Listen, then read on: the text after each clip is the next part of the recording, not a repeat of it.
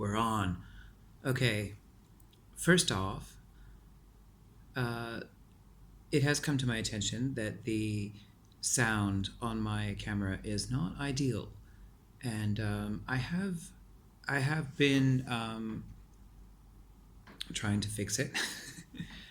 I looked in all my settings, and there's nothing to boost the microphone. There's only some kind of fix to boost the speaker on the phone.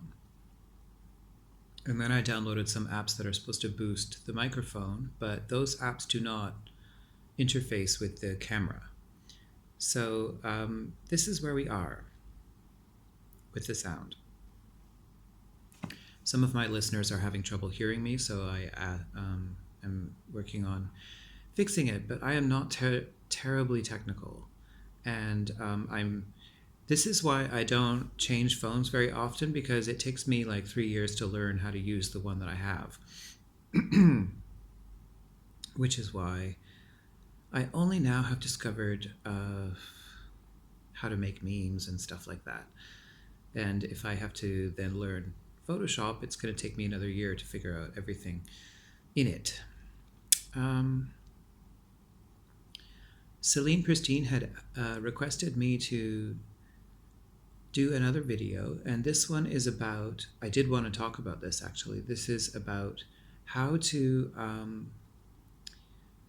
deal with people's opinions about you, and positive or negative, and especially how to not be too influenced by people's criticisms or their compliments. Because this is actually an experiment that we used to do in a painting class that I did, which I've talked about in other videos. And one of the rules of that painting was that as long as the class was in process, you could not comment on another person's painting to either encourage or to criticize. Because because the the name of the game, excuse me, the name of the game was to paint with total freedom, and to paint for the process of painting, to enjoy the experience of painting as a child would, and experiment and play around with colors and paint images if you want, or not paint images if you want. And as soon as someone says to you, "Oh, that looks nice," then you subconsciously try to repeat that thing. But you're not you're not anymore. You stop listening to your own intuition, and you start trying to please someone else, or do something that would be nice to look at, which is not really the purpose of that kind of painting. And I began to, when I did that painting, I began to realize how many areas in my life I try to change my behavior according to whether people would like it or not. And even as someone who was pretty rebellious, like I wore what I wanted in school, and I'm pretty unabashed about, well, it particularly comes up in terms of clothing, but I always kind of, my instant knee-jerk reaction whenever anybody said, "Oh, we're doing this," or you have to get on board with this, whether it's society or religion or a peer group, my reaction was like France in the UN. No, I don't want to do that.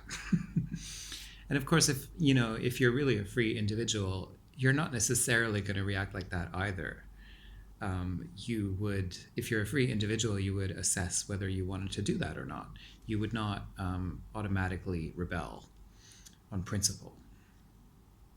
So that's not quite the freedom that that you want to aim for anyway. But I noticed this trend, particularly in politics, but I always thought that it was just a function of high school and kids who are into fashion and stuff like that. But now I'm realizing this is kind of how society has been run for hundreds of years. whether it's Christians or Muslims or Jews trying to convert people, or it's fashion, people saying this is what is trending right now, and you know, if you want to be cool or you want to be accepted, you have to conform. Or you know, even in the parties, the political parties, there's very much a pressure. I've just been arguing with a Bernie Sanders supporter who feels that the Marianne supporters, or the Marianne movement, should pitch in with Bernie and not run separately. And I question, like, in the same way that in another video I was talking about how if you convert to Christianity or Islam or any other religion, basically at gunpoint, like because they're threatening you either with, you know, that they're going to kill you if you don't, or if it's just like the threat of hell or some kind of punishment for not loving God in the way that is presented, then, and suppose you go along with that, then is that really a commitment from you? Does that represent your faith? And I would question the same thing in terms of the parties.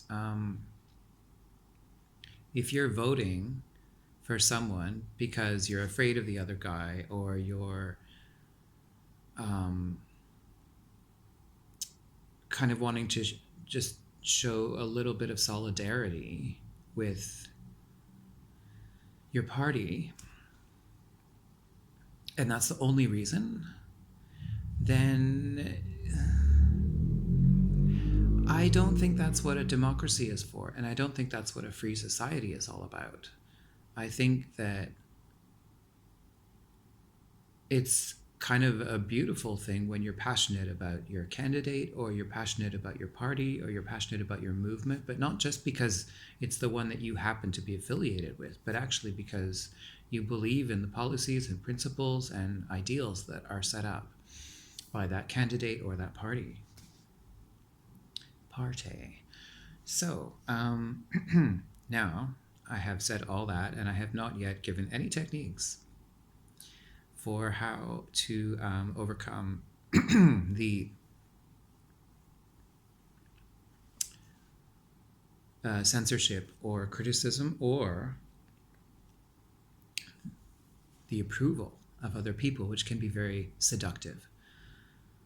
The thing is, it's basically a matter of excuse me, listening to yourself. The aircon's on, so it makes me cough.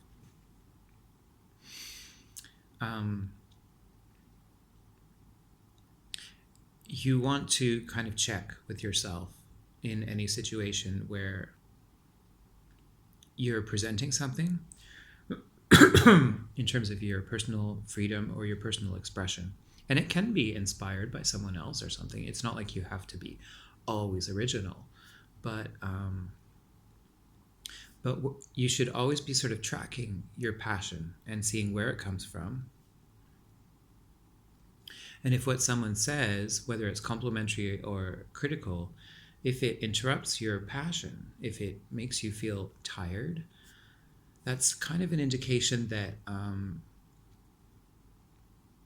that your passion is not in harmony with what's being said. And you probably, in that case, don't need to listen to it. So I mean, in the painting, we used to ask ourselves questions like, if you never had to show this painting to anyone, then what would you paint? Or if you could paint anything at all, what would you paint? If you didn't have to worry about being appropriate, what would you paint? Depending on whatever your particular kind of doubt or hindrance is in terms of what's going on in your mind.